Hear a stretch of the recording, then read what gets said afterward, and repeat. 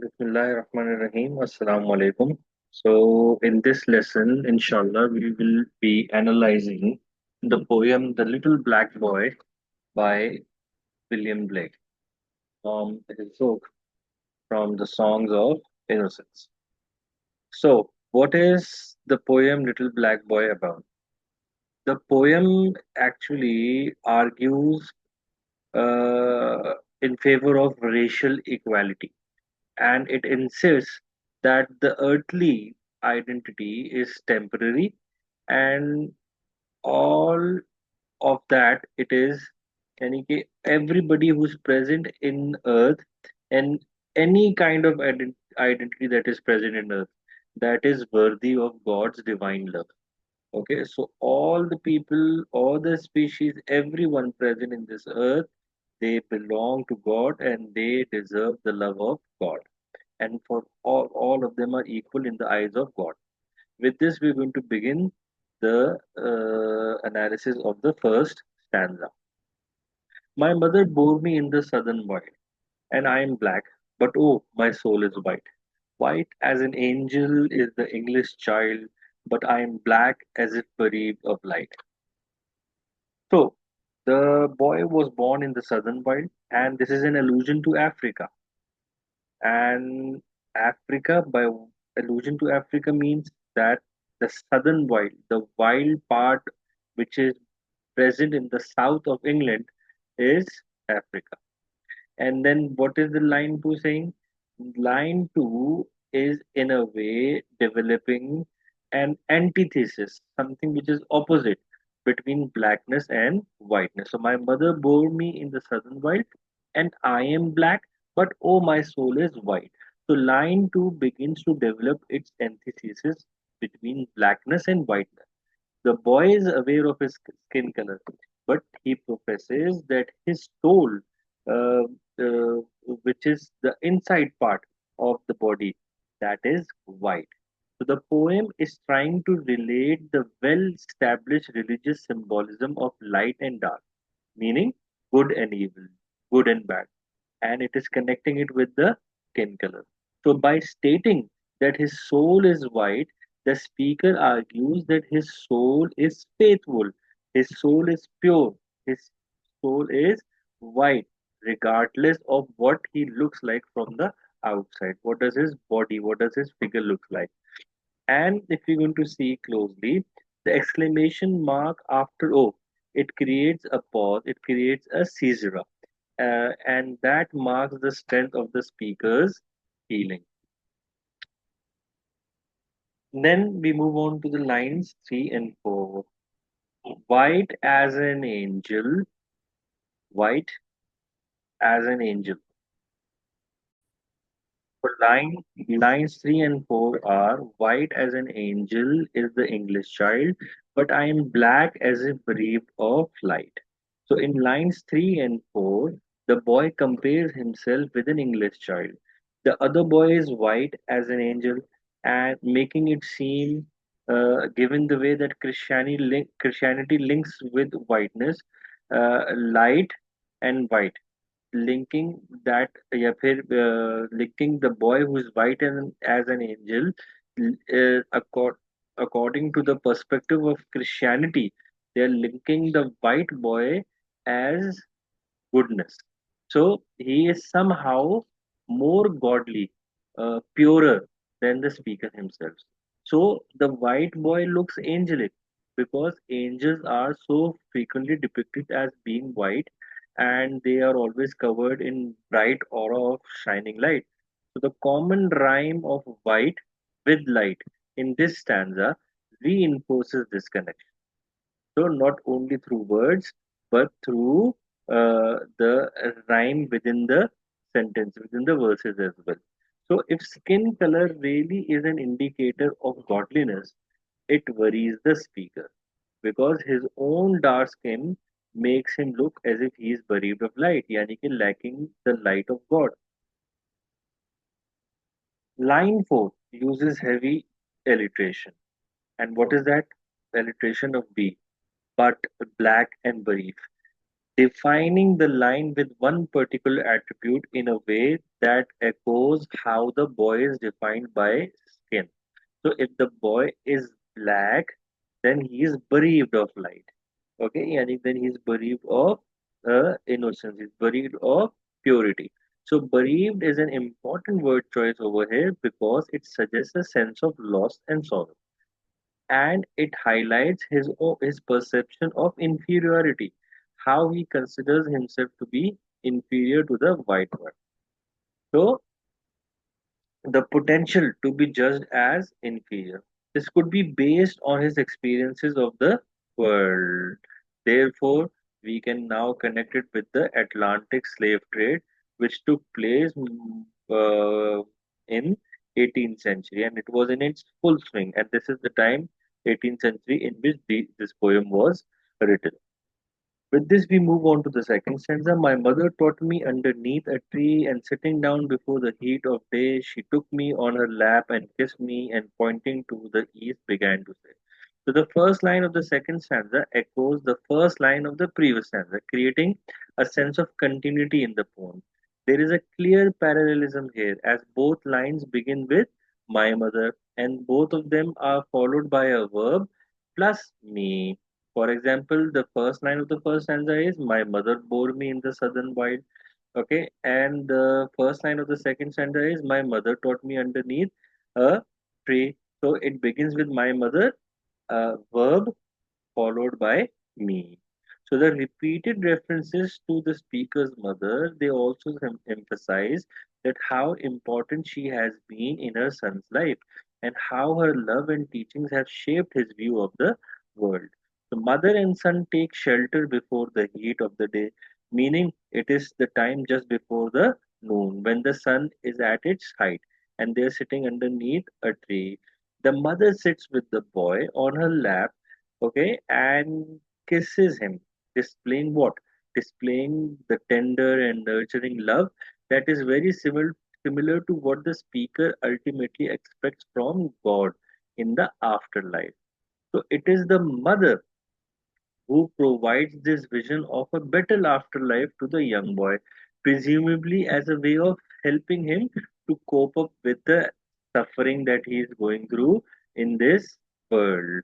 Suffering that comes with being black in this earth, in this earthly life. So the mother then points to the east, and in doing so, she is implicitly gesturing towards the sun, which rises in the east. Now, look on the rising sun. There God does live, and gives his light and gives his heat away. And flowers and trees and beasts and men receive comfort in morning, joy in the noonday.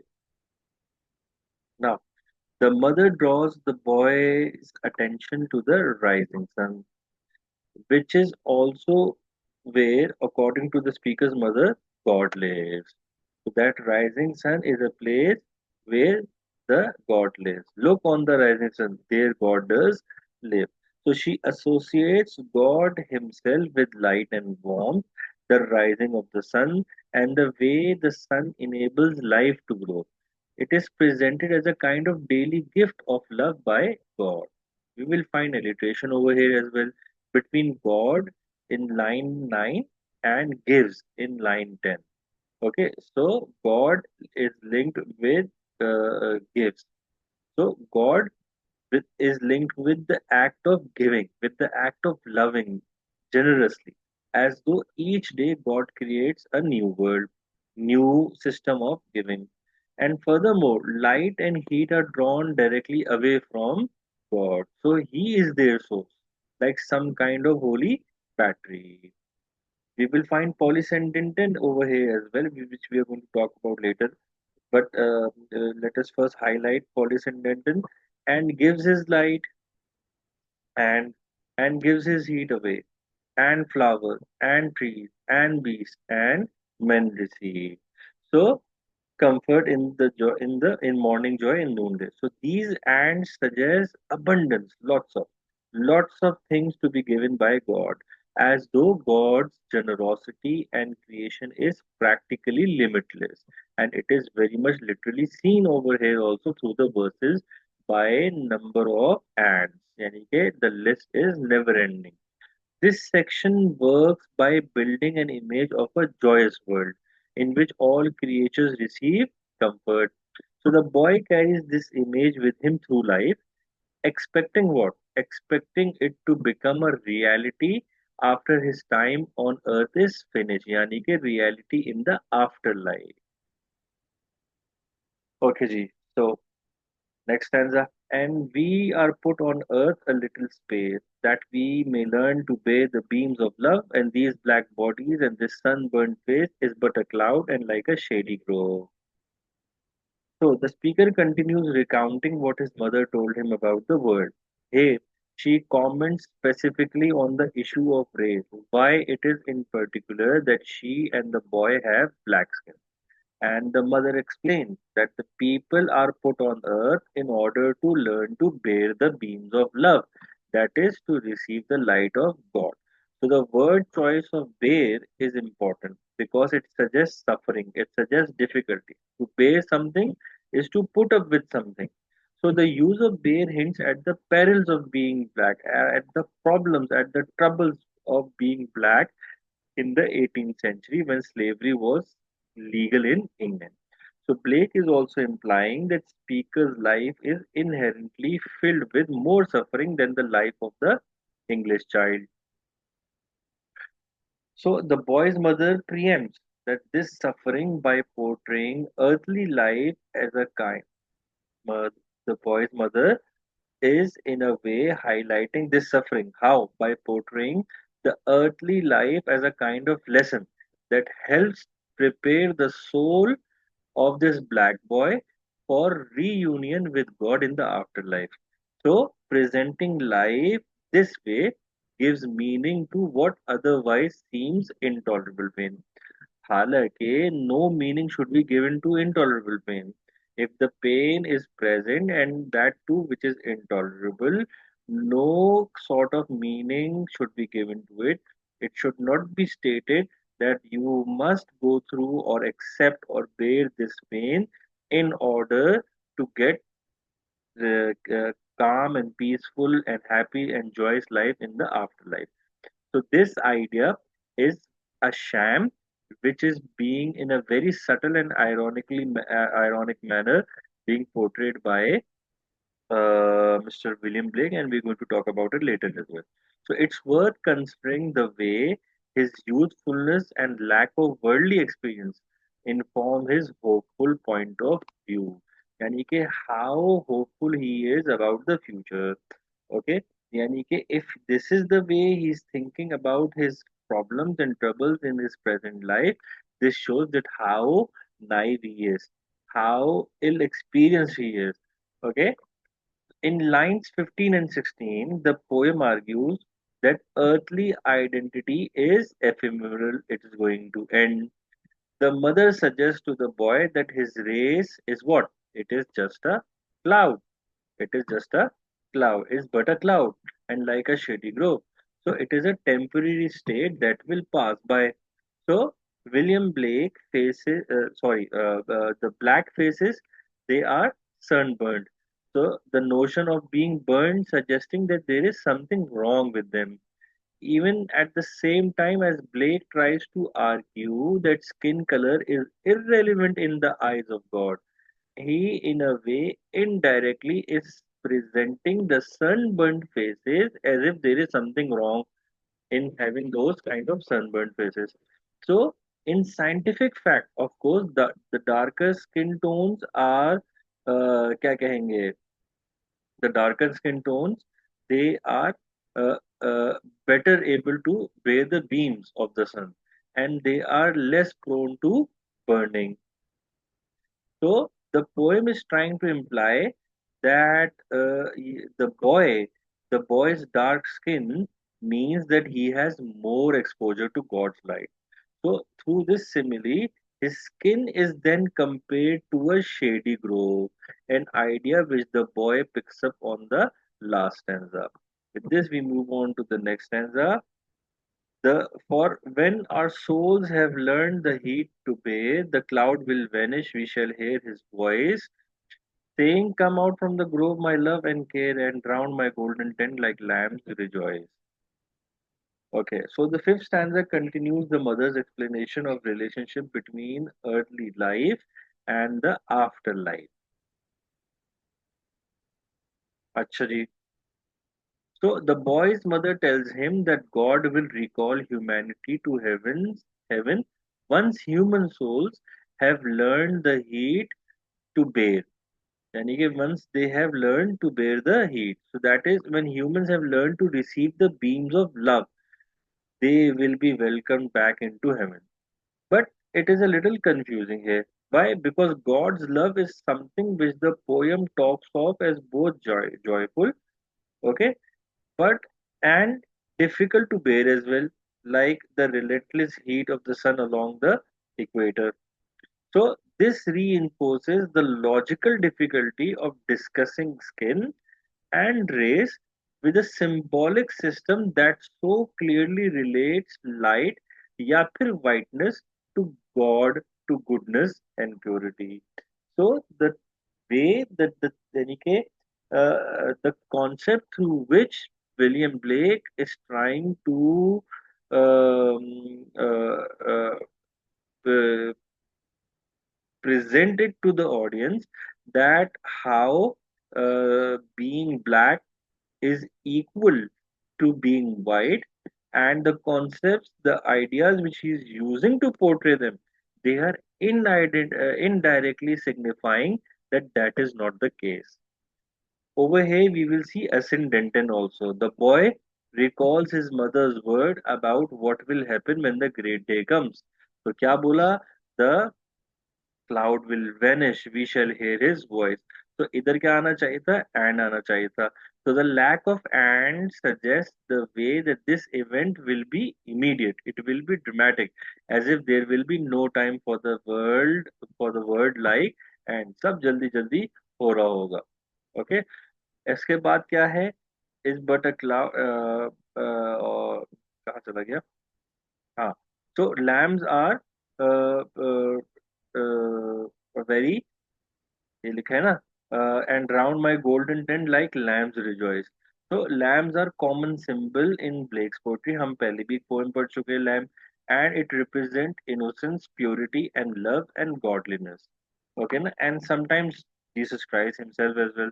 So the simile here paints a joyful image of humanity reunited with God, living in a world in which skin color is irrelevant. Okay. Thus did my mother say and kiss me, and thus I say to little English boy, when I from black and he from the white cloud flee, and round the tent of God like lambs we joy. So the second last stanza marks the conclusion of the mother's word. The memory of the mother's advice ends as it began, with an image of tenderness and affection. क्या थी? Thus did my mother say and kiss me. So the alliterative M and the consonant S sounds have a gentle and very playful effect that conveys the intimacy of the mother son relationship, and this relationship remains crucial to how the boy sees this earthly existence and the afterlife in such a positive manner.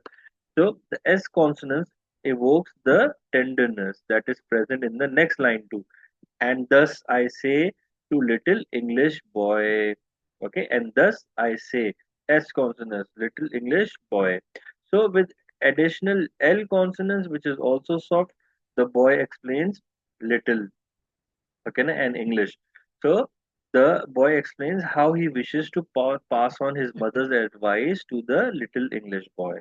So essentially, he calls on the latter boy not to worry about earthly identity, including the skin color, because as his mother taught him, soon the clouds of identity will evaporate and both boys will exist in joy, harmony, and equality under the watchful eye of God. Blackness and whiteness are merely temporary states before the entry into paradise. This is something which the poem is arguing. So, of course, this may prove little consolation to the boy as he encounters suffering and punishment throughout his life, but on the base throughout his life on the basis of his skin color. Thinking what? that he is going to get a better life in the afterlife. So throughout his life, he is suffering the punishment on the basis of skin color, but the white little English boy is not suffering.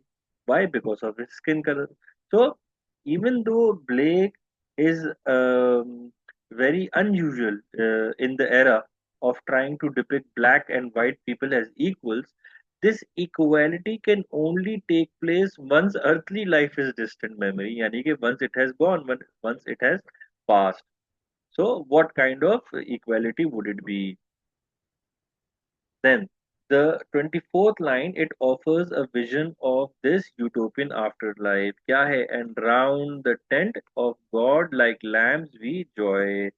So, through simile, the poem again compares the boys to lambs. So, this is a common image in Blake's poem, and that portrays again, as told previously, innocence and joy and spiritual purity and closeness to God. With this, we come to the last stanza of the poem, जो कि क्या है? I'll shade him.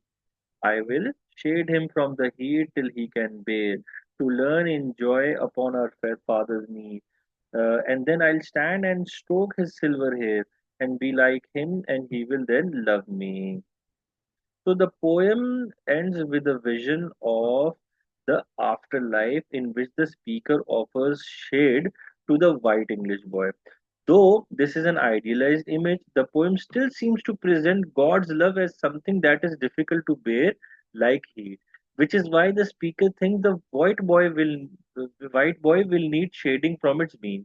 So at the same time, both boys are supposed to be closer to the love and divine grace of God, who appears to be presented in the typical silver-haired father image, so common in the Western depictions of Christianity. This is how God was portrayed. There is a degree of tension between the idea that the white boy needs to be shaded and sheltered, and the fact that this is supposed to be a vision of heavenly paradise. How is this possible? So essentially, the speaker seems to be saying that it is here in the afterlife that his ability to deal with the rays of God's love will come in most useful, because he will be able to shade the white boy until he will also be able to tolerate the heat and glare of God's love, which he cannot do in earth. So both boys are already joyful like lambs. However, seems to contradict the idea that the white boy needs this kind of help. Okay, so that both boys are already joyful like lambs, however, seems to contradict the idea that the white boy needs this kind of help. Okay, because in earth he did not need that kind of help. Furthermore, the poem has thus far argued that earthly identities, metaphorically described as clouds, will be cast off in the afterlife, yet it appears that race still plays a role in the afterlife as well. Perhaps this is something very important to understand. Perhaps Blake is arguing that the speaker is instinctively closer to God because he will have more experience of suffering in his earthly life. But elsewhere in Blake's poetry, it is hard to find a similar sort of argument in support or explanation of earthly hardship. He has always rejected earthly hardships, has never presented any kind of support or explanation for earthly hardship the way he is presenting over here. So, in the poem's last two lines, the speaker states that once he has offered his shade to the English boy, he will do what? He will stand and stroke his silver hair and be like him, and he will then love me. So, though the grammar is somewhat ambiguous over here, the speaker seems to refer to God rather than the English boy.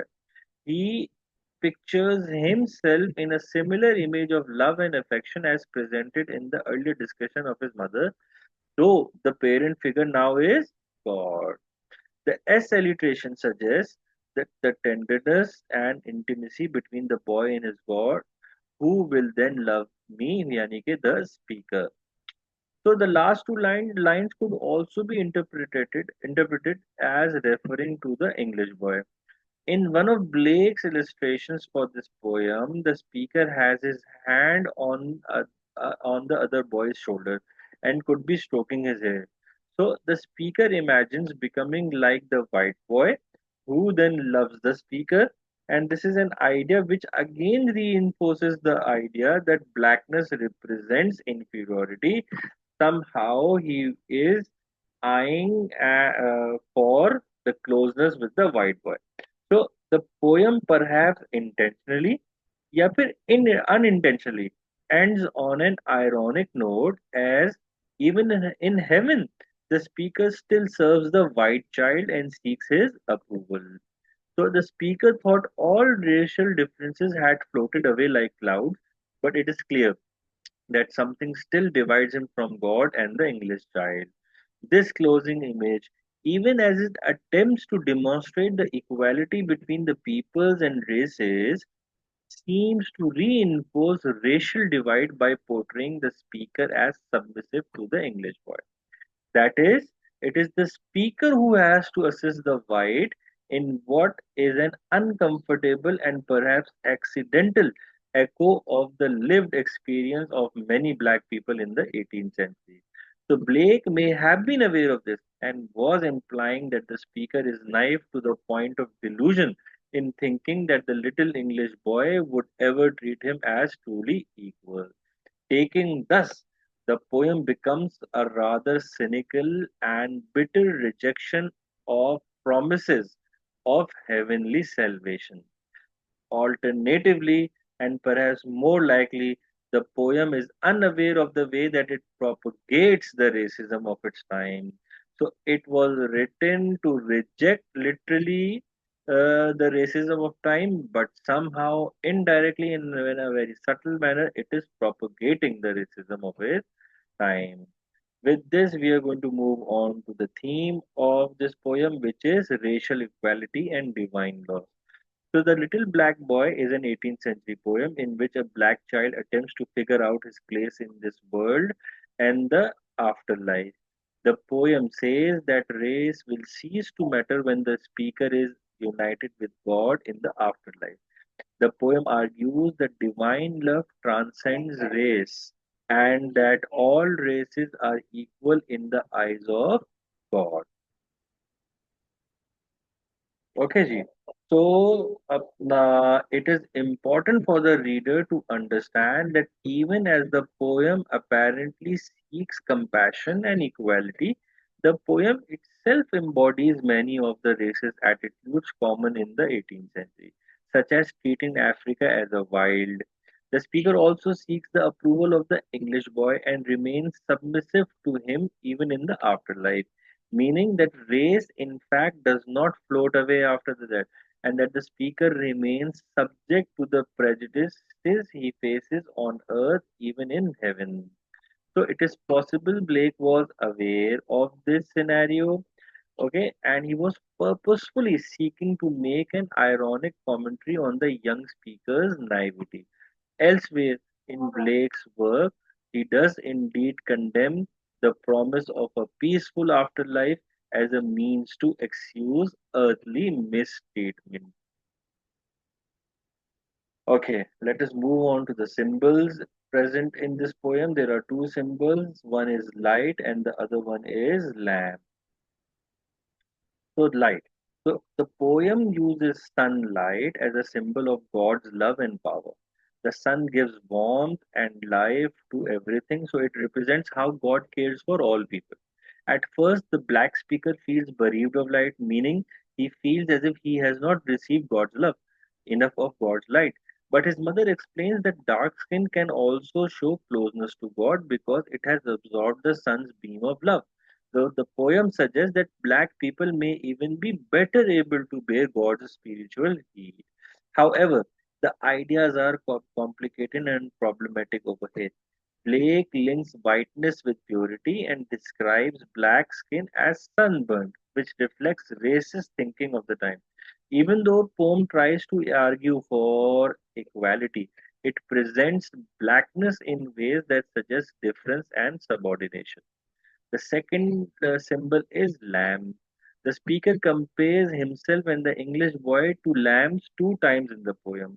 It is because lambs are symbolic of innocence and purity in the Christian tradition. So the speaker is saying that once race is erased in heaven, both the speaker and the English boy will be pure and innocent, and they would be able to rejoice. Okay, Ji. With this, we move on to the literary devices that are present in this poem. First one is, and a very strong one is alliteration. So the poem uses alliteration throughout, and the first alliteration occurs in the very first opening words of the poem. वो क्या है भाई? My mother bore me in the southern wild. My mother, me. Okay, so the alliteration conveys the intimacy and affection between mother and son. Then we move on to the next alliteration that is found over here. And I am black, but oh, my soul is white. And then, but another is B alliteration, but black bereaved. So the alliteration associates dark skin with the state of being bereaved of life. यानी कि black is bereaved of life. Okay, so this alliteration is associating the dark skin with the bereavement of life. It is building a sense that it is somehow inferior. It lacks purity. It lacks innocence. Okay, so, though the poem tries to suggest that race is irrelevant, at least in the afterlife, it is also subconsciously, in a very subtle manner, indirect manner, reinforcing the idea that being black represents a kind of flaw or a fault. In line 18, we find another alliteration: the cloud will vanish, we shall hear his voice. This is a cluster of alliteration. We find will, vanish, we, and then here, his, and we connected with will and vanish and we. So this is a cluster of alliteration helping to create a sense of drama around the moment when God finally speaks to humankind. यानी कि इतना कुछ हो रहा होगा when the God is going to connect with the human being.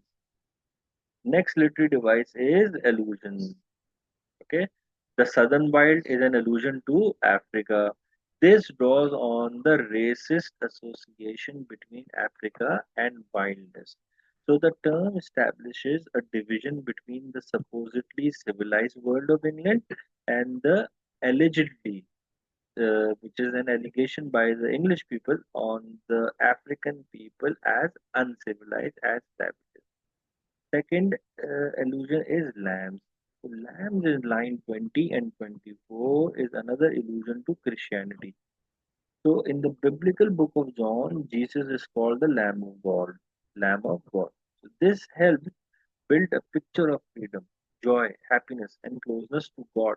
The future after life which the speaker anticipates so keenly. The next literary device is juxtaposition. So Little Black Boy depends heavily on juxtaposition, positioning black and white as opposites, even as it attempts to argue that blackness and whiteness are ultimately not at all that important. They're all equal, but still they are presented as opposites. Look, the first example is, and I am black, but oh, my soul is white. So here the boy feels his skin color to be some kind of disadvantage. And it is, in a way, proof of his inferiority. That's why he wants to suggest to the people, to the audience, that his soul is white, even though his body is not. And the second moment of juxtaposition, it contrasts the speaker and the white English child. The speaker looks on his counterpart and sees him as angelic because of his whiteness. So this English child is angelic because of his whiteness. And speaker's own description is sunburnt face. So while the English boy appears to be a picture of purity, the notion of being burned suggests a kind of imperfection. So the white English boy is pure and the sunburnt black child is imperfect. So the poem suggests that reunited with God in the afterlife, the boys will cast off their earthly identities. But here, the juxtaposition between white and black is still present, with the speaker imagining that he will shade the white boy from the heat of God's love. Even in this heavenly vision, then, they are still fundamentally different. The next literary device is a syndeton. It is used in Little Black Boy in line 18. Okay, जिसकी example हमने यहाँ पढ़ी, जो ये है ना, इसकी example हमने ऊपर भी पढ़ी. The cloud will vanish, we shall hear his voice. Okay, so in normal grammatical construction, there should be a conjunction and between vanish and we.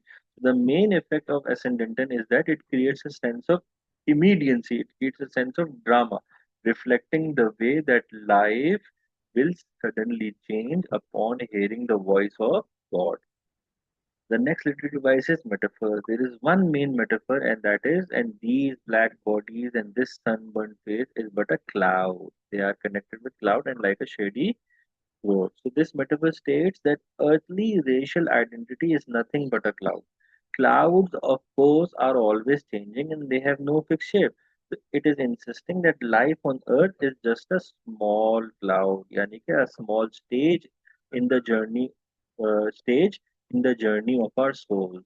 यानी कि it is actually the souls which are going on a journey और उसका एक पहला phase क्या है our bodies which are like clouds. Next literary device is polysyndeton and gives his light and gives his heat away and flowers and trees and bees and men we see. So this section is a kind of brief hymn for the praise of God. God creates light and flowers and trees, okay, and so on, so on, so on, and khatam hi nahi ho raha.